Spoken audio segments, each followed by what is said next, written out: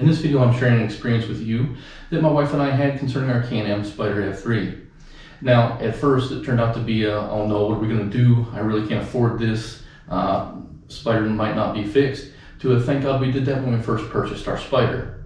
Now, I hope this never happens to you, and for those buying the Can-Am Spyder in 2022, hope that this is something you might be considering, is buying an extended warranty. Because I'm going to share this experience with you and tell you what happened to me and how it saved me. So hope you enjoy this week's video.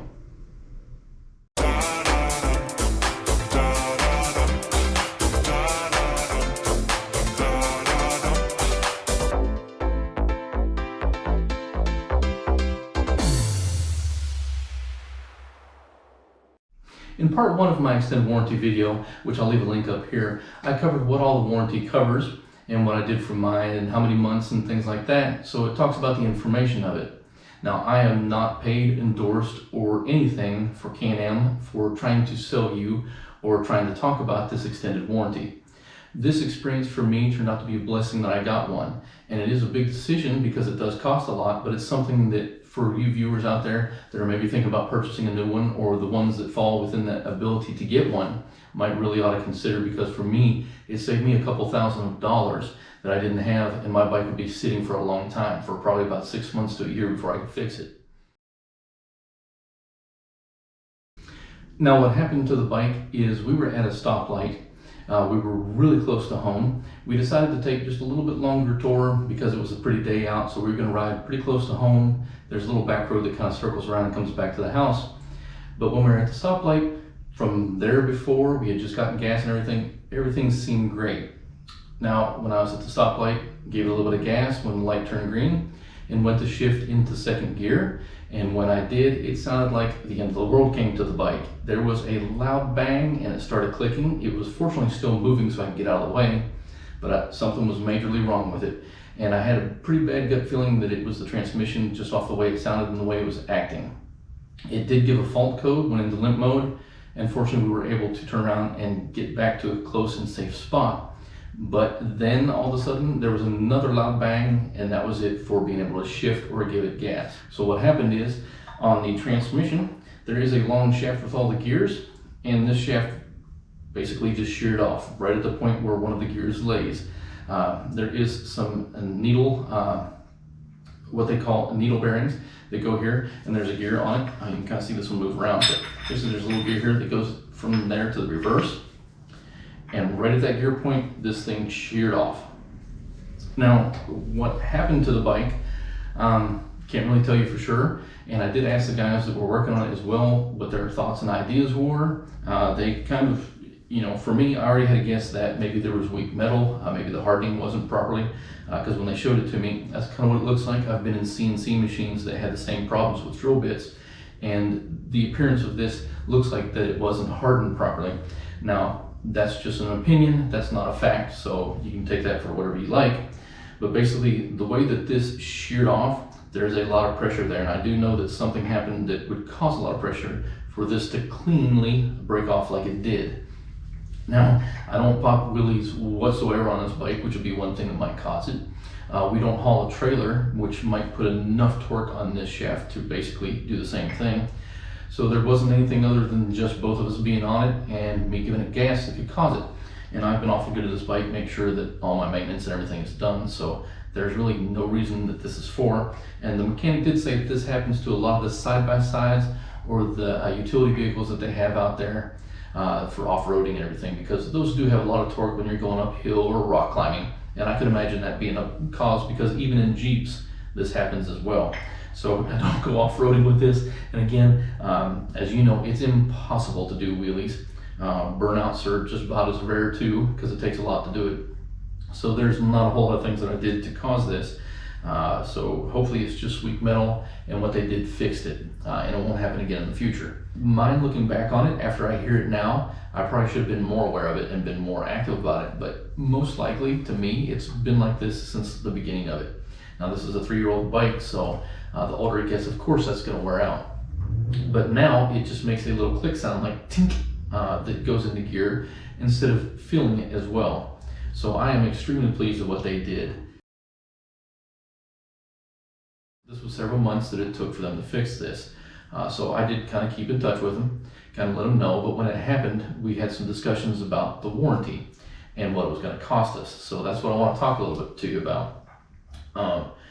When the cost of the motorcycle for fixing it myself could have been about $3,000, and that was if I fixed it on my own. That's with labor, the parts, and everything that went on. Now they did have to pull the engine. You just can't access the transmission for the heck of it while it's on the bike.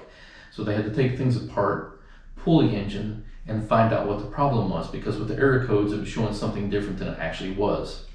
So when they first called me, I had to make a promise of paying so much money in case it was not covered by a warranty, and to have this bike fixed wouldn't have been an option if I had to pay out of pocket. But I did have just enough to cover them doing that, so I had to find out what the problem was, and it went ahead and okayed it.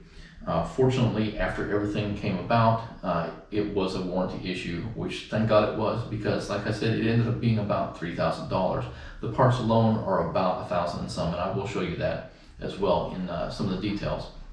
Now, the only thing I'm going to hide from you is the cost of labor, because this is going to be different for everybody else, but most of the time, anywhere you go is probably going to be above $100 an hour. I don't blame them. And if you think, oh man, that's high, think about what all they had to do. They literally had to take the bike apart and pull out the engine in order to get to it.